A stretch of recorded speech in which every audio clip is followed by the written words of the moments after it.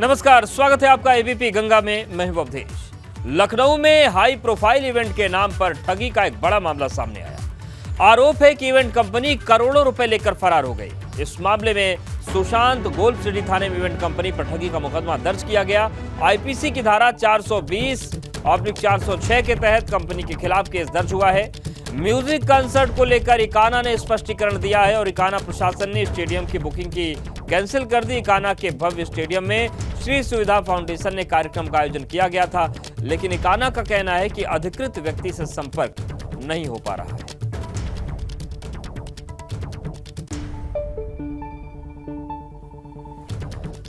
और चलिए आपको बताते हैं कि यह ठगी आखिर हुई कैसे। स्टेडियम के कर्मचारी रणदीप सिंह भाटिया ने पुलिस को बताया कि इवेंट कंपनी से जुड़े विराज त्रिवेदी ने उसे स्टेडियम से बाहर मिले। विराज त्रिवेदी ने सुविधा फाउंडेशन के बारे में जिक्र किया और सुविधा फाउंडेशन के कार्यक्रम की जानकारी दी।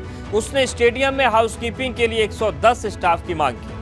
अगस्त में विराज त्रिवेदी से मीटिंग हुई। उसके बाद 7-8 बार मुलाकात हुई और बातचीत के दौरान विराज ने सस्ती गाड़ी दिलवाने का लालच दिया और त्रिवेदी ट्रेवल्स के खाते में 14 लाख रुपए ट्रांसफर करवा लिए। 14 लाख लेने के बाद गाड़ी दिलाने का आश्वासन देता रहा। यही नहीं, 17 नवंबर तक किसी भी स्टार को पैसे नहीं मिले। स्टार को पैसे नहीं मिलने की जानकारी मिली तो हैरान रह गए। उसी दिन यानी कि 17 नवंबर को पता चला कि कार्यक्रम नहीं होगा। जब विराज से रकम मांगी गई तो मोबाइल बंद कर दिया और फोन नहीं उठाया। उसके बाद थाने में तहरीर दी गई तो 18,000 लोग इस तरीके से इसमें फंस गए।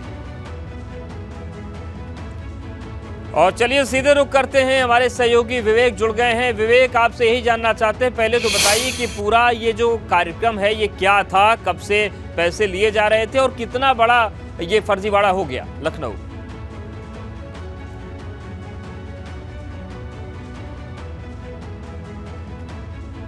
विवेक, आप तक आवाज आ रही है?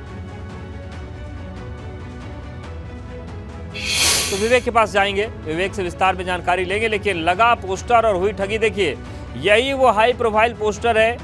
बड़े बड़े चेहरे आपको नजर आ रहे हैं। कॉन्सर्ट की बात कही गई थी, लेकिन जो ठगी हुई वह हैरान करने वाली है और बहुत ही शातिराना तरीके से ठगी हुई। आपको एक बार फिर से बता देते हैं। मामला ये हुआ कि स्टेडियम का कर्मचारी रणदीप सिंह भाटिया ने पुलिस को बताया कि इवेंट कंपनी से जुड़े विराज त्रिवेदी ने स्टेडियम से बाहर मुलाकात की। विराज त्रिवेदी ने सुविधा फाउंडेशन के बारे में जिक्र किया और सुविधा फाउंडेशन के कार्यक्रम की जानकारी दी। उसने स्टेडियम में हाउसकीपिंग के लिए 110 स्टाफ मांगे। अगस्त में विराज त्रिवेदी से मीटिंग भी हुई।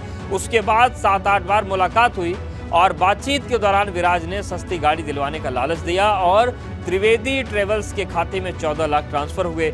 14 लाख लेने के बाद गाड़ी दिलाने का आश्वासन मिलता रहा, लेकिन गाड़ी मिली नहीं। 17 नवंबर तक किसी स्टार को पैसे नहीं मिले और स्टार को पैसे नहीं मिलने की जानकारी मिली तो सभी हैरान रह गए और अचानक से 17 नवंबर को ही पता चलता है कि कार्यक्रम होगा ही नहीं। जब विराज से रकम मांगी गई तो मोबाइल उसने बंद कर दिया और अब फोन नहीं उठाया। थाने में तहरीर दी गई। तो तलाशा जा रहा है कि आखिर ये विराज कौन है। जो अधिकृत व्यक्ति है उससे इकाना की बात नहीं हो पाई।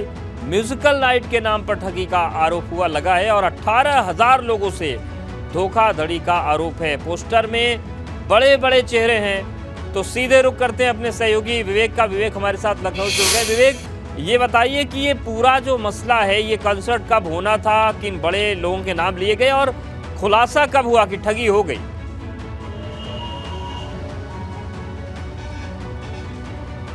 देखिए अवधेश, संडे को एक कार्यक्रम था, यानी आज ही ये कार्यक्रम होना था और इसकी ऑनलाइन बुकिंग भी हो चुकी थी टिकटों की ज़्यादातर। 499 रुपए का एक टिकट रखा था। गुजरात की एक कंपनी करा रही थी पूरा और ये म्यूज़िक कंसर्ट था, चैरिटी के लिए होना था। उसमें हिमेश रेशमिया आने थे, जैकी श्रॉफ का बेटा टाइगर श्रॉफ आना था, सनी लियोनी को आना था। बहुत सारी सेलिब्रिटीज़ मुंबई से बुलाई गई थी। बॉलीवुड जगत की बड़ी बड़ी हस्तियां इसमें आनी थी और करीब 15 दिन से तैयारी चल रही थी। लेकिन जब 2 दिन पहले इंस्पेक्शन हुआ, जो पुलिस की परमिशन लेनी थी, पुलिस की टीम ने इंस्पेक्शन किया जहां आयोजन स्थल था इकाना स्टेडियम के पास, वहाँ पर पता चला कोई भी इंतज़ाम नहीं थे, ना ही पार्किंग के इंतज़ाम थे। सबसे जो महत्वपूर्ण बात है कि कंपनी ने ये नहीं बताया था कि कितनी गैदरिंग होगी, यानी कितने लोग इस कार्यक्रम में आएंगे, उनकी कोई लिस्ट नहीं बनाई गई थी। और लोगों के हिसाब से, चूँकि बड़े बड़े बॉलीवुड की बड़े सितारे, बड़ी हस्तियाँ आनी थी, उस हिसाब से पार्किंग की व्यवस्था होनी थी। सुरक्षा के इंतजाम होने थे, सुरक्षा के कोई इंतजाम नहीं किए गए। कौन कहाँ बैठेगा, वीआईपी सिटिंग अरेंजमेंट प्लान और जो आम जनता है उसका सिटिंग अरेंजमेंट प्लान क्या होगा, क्या वो खड़े रहेंगे या बैठ, कोई भी इंतजाम नहीं था। तो 2 दिन पहले पुलिस की तरफ से ये आयोजन निरस्त करने को कहा गया कि आयोजन निरस्त करते हैं। हालांकि तमाम बुकिंग हो चुकी थी, बहुत सारे लोगों ने टिकट खरीद लिए थे और ऐन वक्त पे जब आयोजन निरस्त करने की बात कही गई तो आयोजकों के होश उड़ गए और वो अपना मोबाइल फ़ोन बंद करके गायब हो गए। यानी गुजरात की कंपनी के जितने भी कर्ता धर्ता थे वो गायब हो गए। तो लोगों में गुस्सा हुआ और अभी तक इस मामले में एफआईआर नहीं कराई गई है। यानी जो मूल मामला कार्यक्रम होना था उसकी अनुमति निरस्त की गई, कोई इंतजाम नहीं थे, लोगों से टिकट लिया गया, पैसा लिया गया, लाखों रुपए वसूले गए, स्पॉन्सरशिप ली गई, उस मामले में कोई एफआईआर नहीं हुई। लेकिन इन कंपनी ने, यानी गुजरात की जो कंपनी थी उसने जो मानव संसाधन लिया था कुछ लोगों से इन्वेंट्री ली थी, बहुत सारी गाड़ियां ली थी और तमाम साजो सामान लिए थे, वो उसके 14-15 लाख रुपए का जो किराया था वो ना देने के मामले में अभी एफआईआर हुई है। यानी जो मेन आयोजन था जो निरस्त हुआ, जिसकी वजह से लोगों को दिक्कत हुई, लोगों ने पैसा दिया, लाखों रुपए लेकर कंपनी बैठ गई, उस मामले में अभी एफआईआर नहीं हुई है। पुलिस का कहना यह है कि अगर कोई तहरीर देगा तो एफआईआर करेंगे इस मामले में भी। फिलहाल अभी जो एफआईआर है वो उन लोगों की तरफ से है जिन्होंने कंपनी को मानव श्रम उपलब्ध कराया, गाड़ियां उपलब्ध कराई, बहुत सारे जो सामान होते हैं, साजो सामान आयोजन के लिए वो उपलब्ध कराए। उस मामले में एफआईआर दर्ज करके पुलिस विवेचना कर रही है। गुजरात की कंपनी के जो मालिक हैं, उनके परिवार के लोग हैं, वो भी इस कंपनी में थे और जो साझेदार हैं उनके खिलाफ एफआईआर हुई है। जबकि ये बताया जा रहा है कि बहुत जल्द दूसरी एफआईआर भी हो सकती है कि कंपनी इतना पैसा, उस अमाउंट का अभी सामने नहीं आया है कितना अमाउंट है। यानी लाखों रुपए कहे जा रहे हैं, लेकिन कितना है, 15-20 लाख है, 50 लाख है, 1 करोड़ है, 2 करोड़ है, कितना अमाउंट आखिर टिकट के नाम पे, शो के नाम पे लोगों से वसूला गया।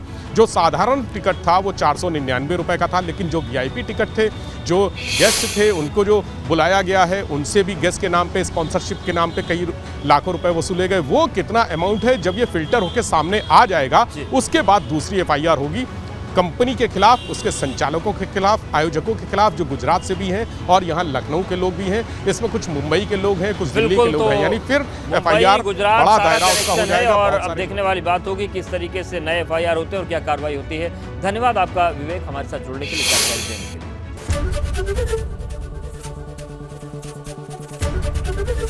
लिए। एबीपी गंगा, खबर आपकी, जुबान आपकी।